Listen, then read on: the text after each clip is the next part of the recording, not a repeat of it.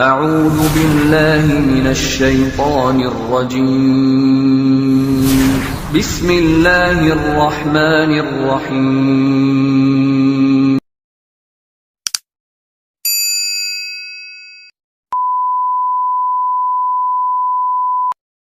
Assalamualaikum warahmatullahi wabarakatuh. A'udzu billahi minasyaitonir rajim. Bismillahirrahmanirrahim. Alhamdulillahi rabbil alamin. Wa bihi nasta'inu ala umurid dunya waddin.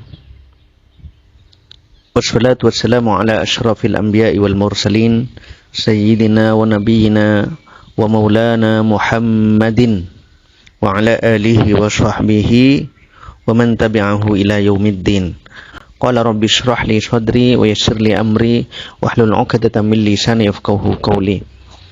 Saudara-saudaraku yang dimuliakan Allah, alhamdulillah kita semua diberi nikmat oleh Allah hingga saat ini, sehingga kita patut bersyukur kepada Allah dengan mengucapkan alhamdulillahi rabbil alamin. Salawat dan salam semoga terus dicurahkan kepada Nabi kita, Nabi Allah Muhammad sallallahu alaihi wasallam.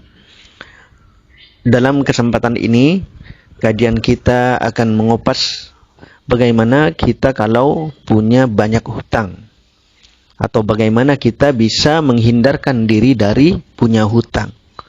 Jadi yang banyak hutang, ayo berdoa agar segera lunas hutang-hutang kita.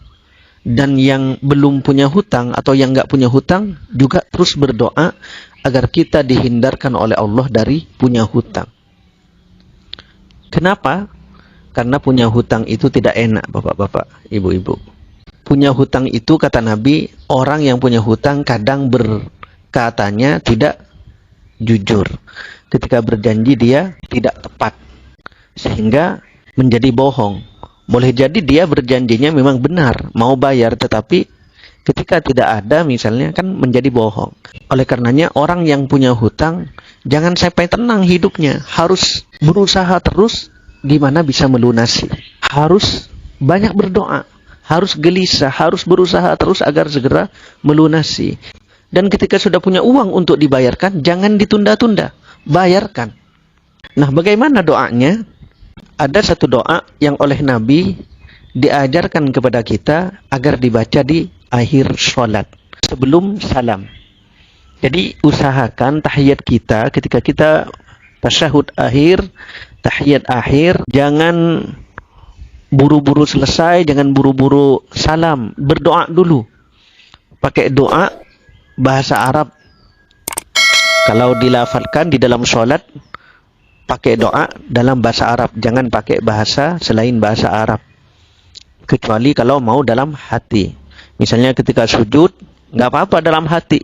Tapi kalau mau dilafalkan, diucapkan, maka harus doa yang berbahasa Arab. Karena bahasa yang dipakai dalam sholat adalah bahasa Arab. Nah, apa doanya? Dalam tahiyat akhir, setelah kita biasa baca tahiyat, at-tahiyyatu lillah misalnya, atau yang lebih lengkap at-tahiyyatul mubarakatuh shalawatut thayyibatu lillah, terus sampai syahadat, terus sampai salawat, sampai innaka hamidum majid. Nah, setelah itu bisa langsung berdoa, dibarengkan dengan doa ketika kita minta perlindungan kepada Allah dari fitnah kehidupan, fitnah kematian, dari fitnah dajjal. Insyaallah kita semua sudah hafal. Jadi setelah berdoa itu baru kita diajarkan oleh Nabi doa tambahan, yaitu khusus agar kita dihindarkan dari hutang dan dari berbuat dosa. Hal ini seperti dalam sebuah hadis yang diriwayatkan oleh Aisyah radhiyallahu anha. Akhbarna Urwah bin Zubair, telah mengabarkan kepada kami Urwah bin Az-Zubair, an Aisyah zaujin Nabi sallallahu alaihi wasallam, dari Aisyah istri Nabi Muhammad sallallahu alaihi wasallam, akhbarathu, Siti Aisyah mengabarkan kepada Urwah. Apa yang dikabarkan? Anna Rasulullah sallallahu alaihi wasallam kana yad'u fi shalah, sesungguhnya Rasulullah sallallahu alaihi wasallam berdoa dalam salat. Apa doanya? Allahumma inni a'udzubika min azabil qabri wa a'udzubika min fitnatil masiihid dajjal wa a'udzubika min fitnatil mahya wa fitnatil mamati. Ya Allah, aku berlindung kepadamu dari siksa kubur, dan aku berlindung kepadamu dari fitnah al-masihid dajjal, dan aku berlindung kepadamu dari fitnah kehidupan dan fitnah kematian. Baru setelah doa tadi, kita langsung melanjutkan dengan doa Allahumma inni a'udzubika minal ma'thami wal maghrami.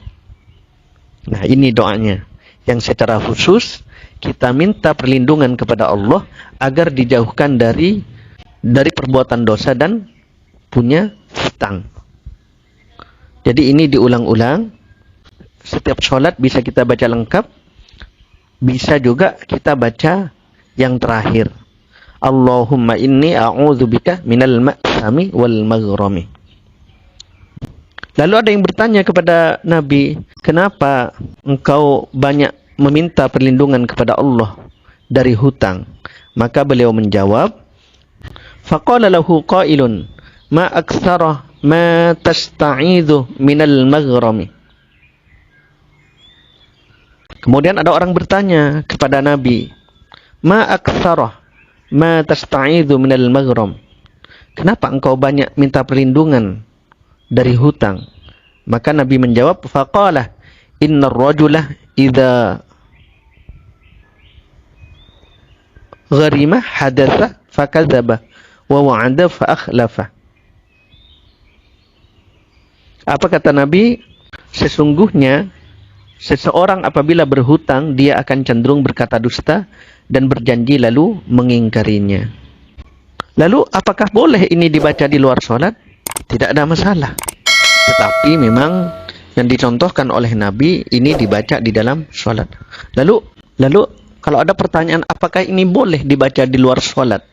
Doa Allahumma inni a'udzubika minal ma'thami wal maghrami. Jawabannya tentu saja yang namanya doa boleh-boleh saja. Kapan kita bisa, tetapi kalau kita ingin mengikuti sunnah Rasulullah, maka beliau membacanya di akhir sholat. Jadi keutamaan kita berdoa di dalam sholat itu, kenapa juga dianjurkan misalnya dalam sujud memperbanyak doa? Karena dalam kondisi sholat kita lagi sangat dekat dengan Allah. Dalam kondisi kita sedang benar-benar bersama Allah. Oleh karenanya, tentu insya Allah level derajat untuk diterima akan lebih cepat. Makanya kita hafalin. Biasakan baca sebelum salam. Allahumma inni a'udzubika minal ma'thami wal maghrami. Dibaca lebih dari sekali nggak apa-apa. Di 3 kali misalnya, begitu.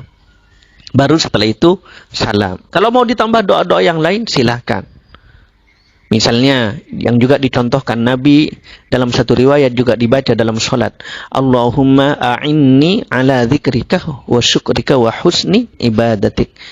Yang artinya, ya Allah, jagalah saya.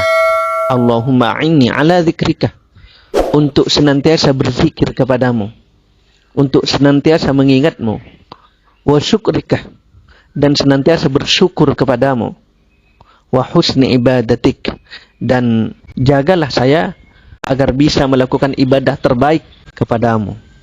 Nah ini insya Allah kalau kita tradisikan baca doa ini, namanya ini a'udzu ya. Kalau diawali dengan a'udzu berarti kita minta perlindungan. Kalau minta perlindungan itu baik dibaca oleh orang yang punya hutang atau yang enggak punya hutang tetap sangat baik. Yang tidak punya hutang insya Allah dijaga oleh Allah dari punya hutang. Yang punya hutang insya Allah segera dilunaskan hutangnya oleh Allah dan dibebaskan dari hutang-hutang lagi. Makanya niatkan, ya Allah nggak pengen punya hutang lagi.